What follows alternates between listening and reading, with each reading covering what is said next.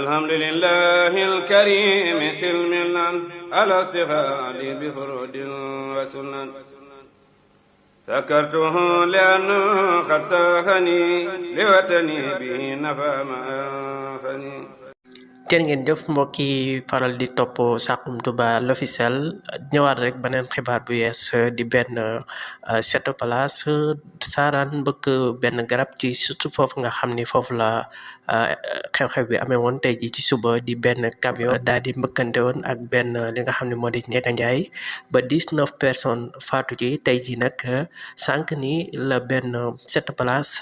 daal di saaraan mbëkk foofu benn garab ci suuf foofu nga xam ne foofu la xew-xew boobu amee woon doon lu doy waar loo xam ne daal mi ngi bëgg a jaaxal sax sénégalais yi moo xam dana war a wut ay ñaan ci réew mi moo xam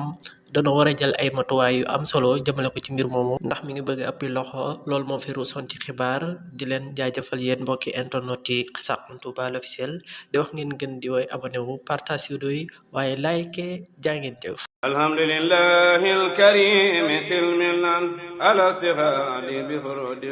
وسنن سكرته لأنه قد ساخني لوطني به نفى ما أنفني.